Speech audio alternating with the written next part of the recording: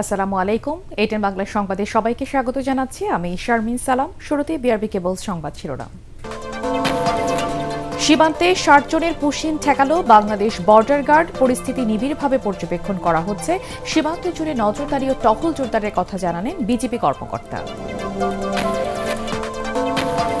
Dhaka Ankara দ্বিপাক্ষিক বাণিজ্য $2 billion উন্নীত করার আশা সফররত তুরস্কের পররাষ্ট্রমন্ত্রীর। দুই দেশের মধ্যে সাংস্কৃতিক সমঝোতা বিনিময়ে স্মারক সই।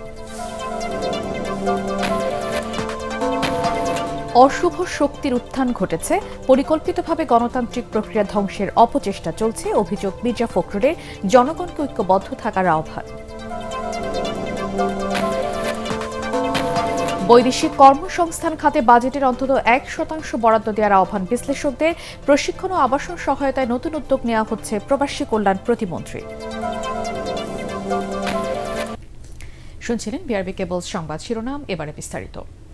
গত 24 ঘণ্টায় ভারতের সাথে বিভিন্ন জেলার সীমান্তে ৬০ জনের পুশিন ঠেকিয়ে দিয়েছে বাংলাদেশ বর্ডার গার্ড। বিজিবি কর্মকর্তা লেফটেন্যান্ট কর্নেল আরিফুল ইসলাম মাসুম জানিয়েছেন, পরিস্থিতি নিবিড়ভাবে পর্যবেক্ষণ করা হচ্ছে। সীমান্ত এলাকায় নজরদারি ও টহল জোরদার করা হয়েছে। এদিকে চাঁপাইনবাবগঞ্জের গোমস্তাপুরে 2 দিন ধরে শূন্য রেখায় অবস্থান করছে 28 জন। তাদের ব্যাপারে এখনও সিদ্ধান্ত নিতে পারেনি উভয় দেশের সীমান্ত বাহিনী। প্রতিনিধিদের পাঠানো তথ্যচিত্রে মিজান শাহজাহানের রিপোর্ট। অভারতীয়দের দরজা দেখিয়ে দাও, ঘুসপেটিয়া হটাও, যাও जहां से आया था उस रास्ता से जाओ, वापस যাও বাংলাদেশ। শুভেন্দু অধিকারী পশ্চিমবঙ্গের মুখ্যমন্ত্রী হওয়ার পরেই ঘোষণা দেন অবৈধ বাংলাদেশিদের ফেরত পাঠাবে তার রাজ্য সরকার। তবে এ ব্যাপারে ঢাকার অবস্থান স্পষ্ট, দিল্লির সাথে কূটনৈতিক প্রক্রিয়ায় যে কোনো সমস্যার সমাধান হবে। কোনো ধরনের আলোচনা না করেই গত কয়েকদিন ধরে বাংলাদেশের সীমান্ত দিয়ে পুশিনের চেষ্টা করছে ভারতীয় সীমান্ত বাহিনী বিএসএফ। শুক্রবার নওগাঁর সাপাহার উপজেলার হাপানিয়া সীমান্ত এলাকা দিয়ে নারী, পুরুষ ও শিশুসহ 17 জনকে পুশিনের চেষ্টা চালিয়েছে বিএসএফ। তবে বিজিবির তাৎক্ষণিক তৎপরতায় তারা বাংলাদেশে প্রবেশ করতে পারেনি। বর্তমানে তারা শূন্য রেখায় অবস্থান করছে। এদিকে লালমনিরহাটের আলাদা 3টি সীমান্তে পুশিনের জন্য 33 জনকে জড়ো করেছে বিএসএফ। শুক্রবার মধ্যরাত থেকে জেলার পাটগ্রাম উপজেলা শ্রীরাম, হাতিবান্দার বড়খাতা ও আদিতমারির দিগলতারি সীমান্তে তাদেরকে পুশিনের চেষ্টা করা হয়। এসব ঘটনায় সতর্ক অবস্থানে রয়েছে বিজিবি। পঞ্চগড় সদর উপজেলার বড়বাড়ি প্রধানপাড়া গ্রামের সীমান্ত দিয়ে নারী ও শিশুসহ 10 জনকে বাংলাদেশে ঠেলে পাঠানোর চেষ্টা করেছে বিএসএফ। বিজিবির শক্ত অবস্থানের কারণে তাদেরকে এখন শূন্য রেখায় বসিয়ে রাখা হয়েছে। চাঁপাইনবাবগঞ্জের গোমস্তাপুর উপজেলার বাঙ্গাবাড়ি সীমান্তে বিএসএফ 28 জনকে পুশিনের চেষ্টা করে। তারা এখনও শূন্য রেখায় অবস্থান করছে। নওগাঁ 16 বিজিবি ব্যাটালিয়নের অধিনায়ক লেফটেন্যান্ট কর্নেল আরিফুল ইসলাম মাসুম জানান, পতাকা বৈঠকে বিএসএফ জানিয়েছে বিষয়টি তারা তাদের ঊর্ধ্বতন কর্তৃপক্ষকে অবহিত করবে। প্রথম হয়েছে কোম্পানি কমান্ডার পর্যায়ে তারা তো অস্বীকার করেছে। পরে ব্যাটালিয়ন কমান্ডার পর্যায়ে মিটিং করার পরে ওনারা স্বীকার করেছে যে রাতের বেলা এই পুশিংটা করেছে। তো এখন বিএসএফ কথা বলে এটা সিদ্ধান্ত নেবে কখন তারা এটা উইথড্র করে নিয়ে যাবে। পুশিন পুশ আউট নয়, কূটনৈতিক তৎপরতায় সীমান্ত সমস্যার সমাধানে বিশ্বাসী বিজিবি। মিজান শাহজাহান, এটিএন বাংলা। বাংলাদেশ ও তুরস্কের দ্বিপাক্ষিক বাণিজ্যের পরিমাণ $1.3 বিলিয়ন থেকে $2 বিলিয়ন উন্নীত করার আশা ব্যক্ত করেছেন সফররত তুরস্কের পররাষ্ট্রমন্ত্রী হাকান ফিদান। রাজধানীর একটি হোটেলে সংবাদ সম্মেলনে একথা বলেন তিনি। এর আগে পররাষ্ট্রমন্ত্রী পর্যায়ে দ্বিপাক্ষিক বৈঠকে দুই দেশের মধ্যে সাংস্কৃতিক সমঝোতা বিনিময়ে স্মারক সই হয়। বিস্তারিত জানাচ্ছেন মনির হোসেন তপু। সফররত তুরস্কের পররাষ্ট্রমন্ত্রী হাকান ফিদানের সঙ্গে রাজধানীর একটি হোটেলে বৈঠক করেন পররাষ্ট্রমন্ত্রী খলিলুর রহমান। দ্বিপাক্ষিক বৈঠকে বাংলাদেশ ও তুরস্কের মধ্যকার দীর্ঘদিনের বন্ধুত্বপূর্ণ ও কৌশলগত সম্পর্ক আরও জোরদার করার প্রত্যয় জানান দুই পররাষ্ট্রমন্ত্রী। এ সময় দুই দেশের মধ্যে সাংস্কৃতিক সমঝোতা বিনিময়ে স্মারক সই হয়। পরে সংবাদ সম্মেলনে তুরস্কের পররাষ্ট্রমন্ত্রী হাকান ফিদান বলেন, ত্রয়োদশ জাতীয় সংসদ নির্বাচন ও গণভোটের পর বাংলাদেশ একটি নতুন অধ্যায়ে প্রবেশ করেছে এবং এই অগ্রযাত্রায় তুরস্ক দৃঢ়ভাবে পাশে থাকবে। তুরস্ক এই ইতিবাচক পরিবর্তনকে সমর্থন করে এবং ভবিষ্যতেও বাংলাদেশের পাশে থাকবে। আমাদের বাণিজ্যিক সম্পর্ক আরও সম্প্রসারণের লক্ষ্যে বর্তমান $1.3 বিলিয়ন বাণিজ্যকে $2 বিলিয়ন উন্নীত করার জন্য আলোচনা হয়েছে। প্রতিরক্ষা শিল্পসহ বিভিন্ন ক্ষেত্রে সহযোগিতা বাড়ানোর সুযোগগুলোও আমরা পর্যালোচনা করছি। রোহিঙ্গা ইস্যুতে তুর্কি পররাষ্ট্রমন্ত্রী বলেন, রোহিঙ্গাদের নিরাপদ, স্বেচ্ছাপ্রণোদিত ও মর্যাদাপূর্ণ প্রত্যাবাসনে বাংলাদেশের প্রতি সমর্থন অব্যাহত রাখবে তুরস্ক। বাংলাদেশ ও তুরস্কের বন্ধুত্ব ঐতিহাসিক। ভবিষ্যতেও দুই দেশ শান্তি, স্থিতিশীলতা ও সমৃদ্ধির জন্য একসঙ্গে কাজ করবে। আঞ্চলিক ও বৈশ্বিক চ্যালেঞ্জ মোকাবেলায় কূটনীতি, সংলাপ এবং আন্তর্জাতিক সহযোগিতার কোনো বিকল্প নেই। রোহিঙ্গা সংকট সমাধানে তুরস্ক বাংলাদেশকে সমর্থন দিয়ে যাবে। তুর্কি পররাষ্ট্রমন্ত্রীর সফরকে স্বাগত জানিয়ে পররাষ্ট্রমন্ত্রী ডক্টর খলিলুর রহমান বলেন, দুই দেশের পারস্পরিক সহযোগিতা, বোঝাপড়া ও অংশীদারিত্ব আরও বিস্তৃত করতে আলোচনা হয়েছে। বাংলাদেশ ও তুরস্কের মধ্যে দীর্ঘদিনের বন্ধুত্বপূর্ণ সম্পর্ক রয়েছে। আমরা বিশ্বাস করি এই সফরের মাধ্যমে দুই দেশের পারস্পরিক সহযোগিতা ও বোঝাপড়া আরও শক্তিশালী হবে।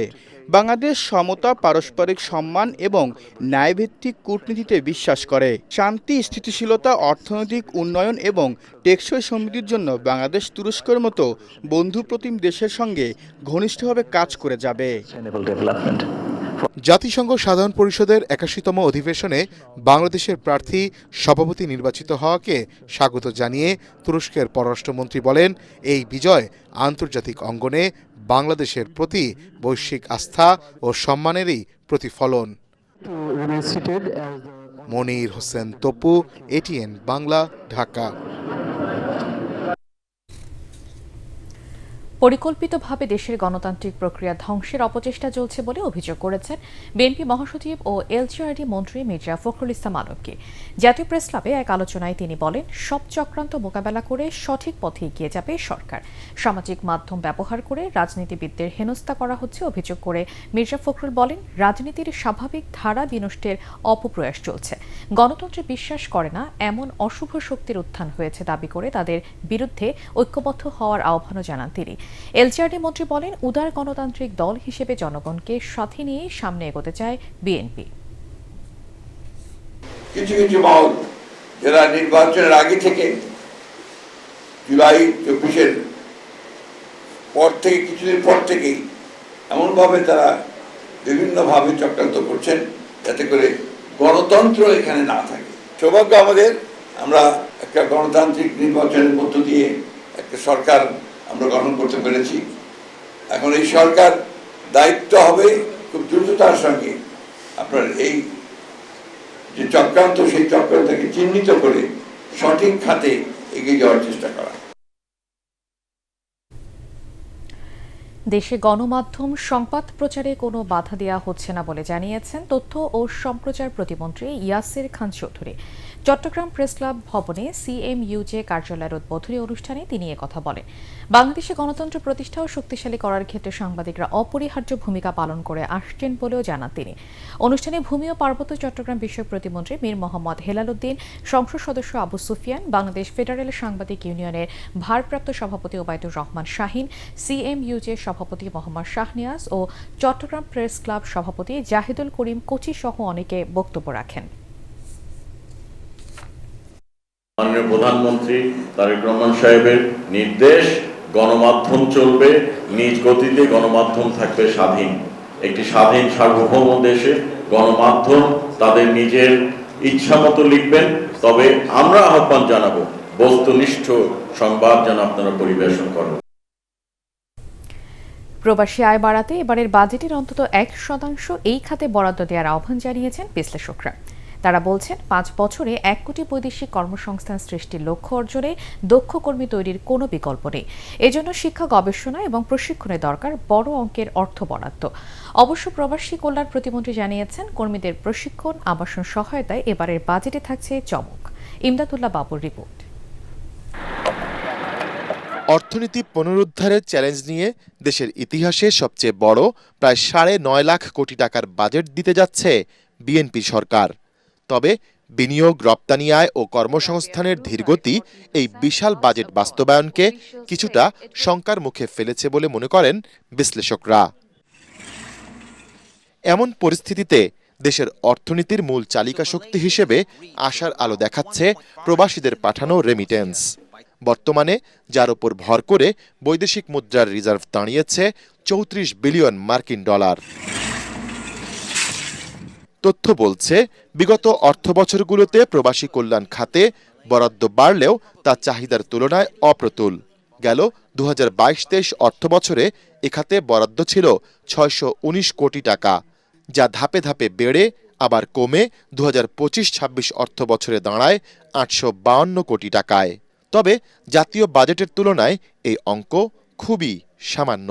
1 কোটি কর্মী যদি আমরা আগামী 5 বছরের মধ্যে প্রেরণ করতে চাই, তাহলে অভিবাসন খাতের বাজেটকে আমরা এই দাবিটা করতে চাই, অন্তত পক্ষে 1% না হলেও, মোট বাজেটের 1% না হলেও অন্ততপক্ষে 0.5%, অর্থাৎ পূর্বে যে বাজেটে বরাদ্দ দেওয়া হতো তার চাইতে 2 গুণ 3 গুণের বেশি যাতে বরাদ্দ এই আসন্ন বাজেটে প্রদান করা হয়। সরকারের পক্ষ থেকে বলা হচ্ছে, প্রবাসীদের জন্য এবার প্রথাগত বা গতানুগতিক ধারার বাইরে গিয়ে একটি ভিন্নধর্মী বাজেট উপহার দেয়া হবে।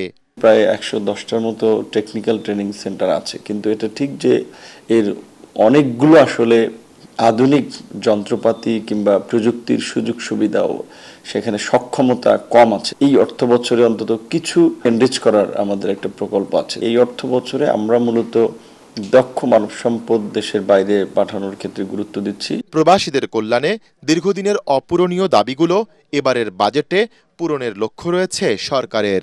যদি বাজেট বরাদ্দের মাধ্যমে আমরা কর্মমুখী শিক্ষা, কারিগরি শিক্ষা, প্রশিক্ষণের মাধ্যমে যদি আমরা দক্ষ জনশক্তি, অতি দক্ষ জনশক্তি আরও বেশি করে প্রেরণ করতে পারি, আমরা আশা করি বিএনপি সরকারের প্রথম বছরেই প্রায় 45 বিলিয়ন ডলারের মতো প্রবাসী আয় উপার্জন করা সম্ভব হবে। এই খাতের প্রতি নজর দেই, এই খাতের সাথে সংশ্লিষ্ট যে রিক্রুটিং এজেন্সিগুলো রয়েছে তাদেরকে প্রণোদনা প্রদান করি, নীতি সহায়তা প্রদান করি, যন্ত্রপাতি আমদানির জন্য ট্যাক্স রিবেট দিই, যেগুলি দিয়ে প্রশিক্ষণ করাবে, তাহলে অভিবাসন খাতটা বাংলাদেশের সরকারের বড় একটা ভরসার জায়গায় তৈরি হবে। প্রবাসী কার্ড দেওয়া, ঢাকা সহ জেলা, বিভাগীয় পর্যায়ক্রমে বিভিন্ন পর্যায়ে প্রবাসী সিটি করা, প্রবাসীদের ইনভেস্টমেন্টের জন্য আলাদা ইকোনমিক জোনের কথাও বলা হয়েছে। কোনো কারণে দেশে অনাকাঙ্ক্ষিত পরিস্থিতির মুখোমুখি অনেকে দেশে ফেরত আসতে হয়, সেক্ষেত্রে তাদের পুনর্বাসনের ক্ষেত্রে আমাদের একটা প্রজেক্ট চলমান আছে। সেই প্রজেক্টটাকে বৃদ্ধি করা, প্রবাসীদের ডেডিকেটেড করা একটা হসপিটাল করার কথা ভাবছি। এই অর্থ বছরে সেটা সাবমিট করা হবে। বিশ্বের 20টিরও বেশি দেশে কর্মরত আছেন প্রায় 1,39,00,000 বাংলাদেশি কর্মী। রেমিটেন্সের ধারা সচল রাখতে প্রবাসীদের রাষ্ট্রীয় স্বীকৃতি নিশ্চিতের দাবি সংশ্লিষ্টদের। ইমদাদুল্লাহ বাবু, ATN বাংলা, ঢাকা। শিক্ষা বাজেটে জিডিপির অন্তত 5% বরাদ্দ চান 62% শিক্ষার্থী। তারা বাজেট বাস্তবায়নে প্রাথমিক ও কারিগরি শিক্ষা এবং শিক্ষকদের মান উন্নয়নে অগ্রাধিকারের দাবি জানান। ঢাকা রিপোর্টার্স ইউনিটিতে এক সংবাদ সম্মেলনে শিক্ষা বাজেট নিয়ে জরিপের ফলাফলে এসব তথ্য তুলে ধরে শিক্ষা অধিকার সংসদ, যেখানে জানানো হয় জরিপে অংশগ্রহণকারী প্রায় 62% শিক্ষার্থীর মতে শিক্ষার চাহিদা উন্নয়ন লক্ষ্যমাত্রার তুলনায় বর্তমান বরাদ্দ পর্যাপ্ত নয়। শিক্ষার ভিত্তি মজবুত না হলে উচ্চশিক্ষা সহ অন্যান্য স্তরেও কাঙ্ক্ষিত উন্নয়ন অর্জন সম্ভব নয়। তাদের মতে পরিবর্তিত বৈশ্বিক বাস্তবতায় দক্ষ মানব সম্পদ গড়ে তুলতে শিক্ষা বাজেটে বিশেষ গুরুত্ব দিতে হবে। তারেক রহমানের নেতৃত্বে সরকার গত 3 মাসে বাংলাদেশের আমূল পরিবর্তন করেছে বলে মন্তব্য করেছেন জাতীয় সংসদের হুইপ, নাটোর 2 আসনের সংসদ সদস্য অ্যাডভোকেট এম রুহুল কুদ্দুস তালুকদার দুলু। নাটোরের নলঢাকা উপজেলার বাসুদেবপুর দৌলকালী মন্দিরে 3 দিনব্যাপী হরিবাসর অনুষ্ঠানের উদ্বোধনে তিনি মন্তব্য করেন। এ সময় হুইপ দুলু বলেন, বিগত কোনো সরকারই মন্দিরের পুরোহিতদের কথা চিন্তা না করলেও প্রধানমন্ত্রী তাদের বেতন ভাতার ব্যবস্থা করেছেন। বাংলাদেশের স্বাধীনতার পরে অনেক সরকার আছে, অনেক সরকার গেছে, অনেক সরকার বিদায় নিয়েছে, কিন্তু একমাত্র তারেক রহমানের সরকার এই 3 মাসে বাংলাদেশের মানুষের আমূল পরিবর্তন করে দিয়েছে। বিশ্ব পরিবেশ দিবসে যখন পরিবেশ রক্ষার নানা প্রতিশ্রুতির কথা বলা হচ্ছে, তখন পটুয়াখালীর একটি গ্রামের মানুষ লড়ছে ঠিক উল্টো এক বাস্তবতার সঙ্গে। পৌরসভার বর্জ্য ফেলার কারণে দূষিত হয়ে পড়েছে বাতাস, পানি ও জনজীবন। এর প্রভাব পড়ছে জনস্বাস্থ্যের উপর। পটুয়াখালী থেকে মোস্তাফিজুর রহমানের রিপোর্ট জানাচ্ছেন জাহিদুল আলম। একসময় এখানে ছিল স্বচ্ছ পানি, পুকুরে ছিল মাছ, চারপাশে ছিল নির্মল পরিবেশ। কিন্তু পটুয়াখালীর লোহালিয়া ইউনিয়নের ইদ্রাকপুর গ্রাম পরিণত হয়েছে বর্জ্যের স্তূপে। স্থানীয়রা জানান, পটুয়াখালী পৌরসভার ফেলা ময়লা আবর্জনার দুর্গন্ধে গ্রামের বাতাস ভারী হয়ে উঠেছে। ময়লা পানি মিশেছে খাল বিল পুকুরের পানিতে। এতে পরিবেশ বিপর্যয়ের সাথে সাথে হুমকির মুখে পড়েছে জনস্বাস্থ্য। দীর্ঘদিন ধরে সমস্যার কথা জানানো হলেও কার্যকর কোনো সমাধান হয়নি বলে অভিযোগ এলাকাবাসীর। দুর্গন্ধে মানুষ বসবাস অনুপযোগী হয়ে পড়ছে এবং দিন দিন বিভিন্ন রোগে আক্রান্ত হচ্ছে। জায়গায় ময়লা আবর্জনা অনেক বন্ধ হচ্ছে, যেটা থাকার মতো পরিবেশ না। ছেলেপান বিভিন্ন রোগে আক্রান্ত হচ্ছে। এই ময়লার কারণে আমার শ্বাস বেড়ে গেছে। আমি আজকে 3-4 দিন হইতে বিছনায় শোয়া ছিলাম। আমরা সরকারের কাছে আকুল আবেদন করি যেন এই ময়লাটা অন্য জায়গায় নিয়ে ফেলাও। পৌর কর্তৃপক্ষ বলছে সাময়িকভাবে এখানে বর্জ্য ফেলা হচ্ছে। পাশে আমাদের জনস্বাস্থ্য প্রকৌশল দপ্তর থেকে আমাদের একটা স্টেশন এস্টাবলিশ হচ্ছে। এটা প্রায় 60% অগ্রগতি হয়ে গেছে। ওই ডাম্পিং স্টেশনটা পেলে আমাদের এই স্থায়ী একটা সমাধান হবে। বিশ্ব পরিবেশ দিবসে ইদ্রাকপুরবাসীর দাবি প্রতিশ্রুতি নয়, প্রয়োজন দৃশ্যমান পদক্ষেপের। Bureau report, ATN Bangla. এবারে অর্থ সংবাদ।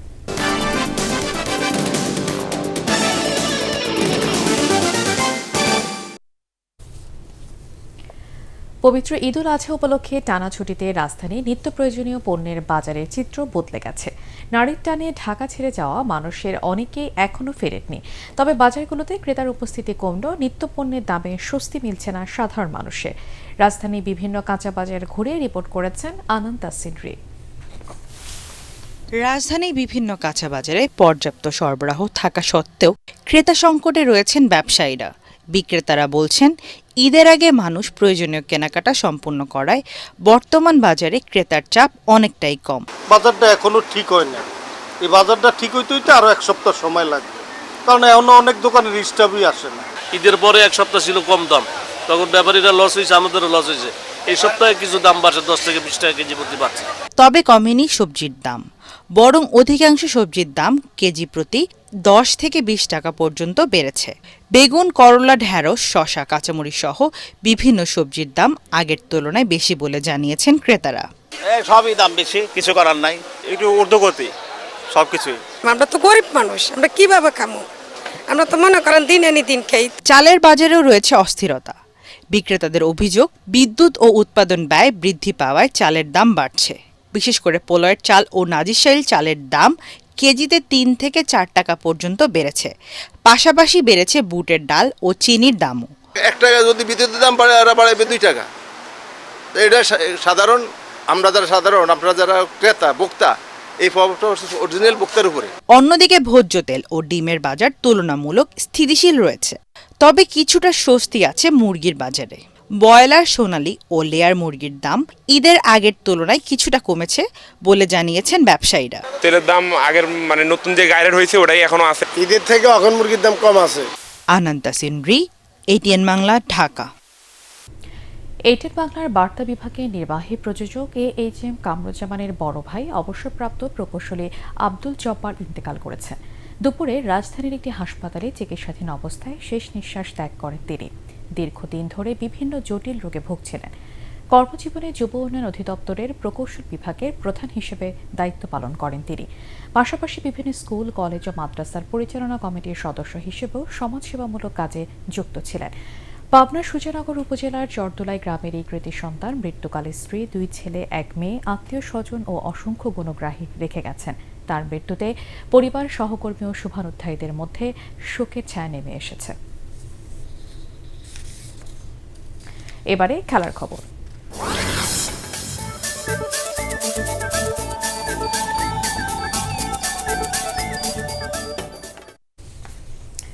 ইউরোপের মাটিতে স্বাগতিক কোনো দেশের বিপক্ষে প্রথমবার মাঠে নামার অপেক্ষায় বাংলাদেশ। ফিফা র্যাঙ্কিংয়ে সবচেয়ে পিছিয়ে থাকা দলটির নাম সান মারিনো।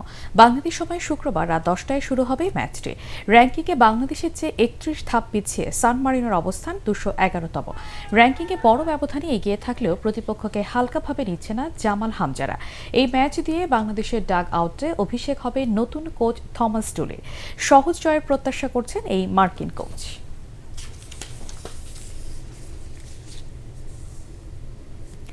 শেষ করার আগে বিআরবি কেবলস সংবাদ শিরোনাম আরেকবার। সীমান্তে ষাটজনের পুশিন ঠেকানো বাংলাদেশ বর্ডার গার্ড। পরিস্থিতি নিবিড়ভাবে পর্যবেক্ষণ করা হচ্ছে। সীমান্ত জুড়ে নজরদারি ও টহল জোরদারের কথা জানালেন বিজেপি কর্মকর্তা। ঢাকা আঙ্কারা দ্বিপাক্ষিক বাণিজ্য $2 বিলিয়ন উন্নীত করার আশা। সফররত তুরস্কের পররাষ্ট্রমন্ত্রীর। দুই দেশের মধ্যে সাংস্কৃতিক সমঝোতা বিনিময়ে স্মারক সই।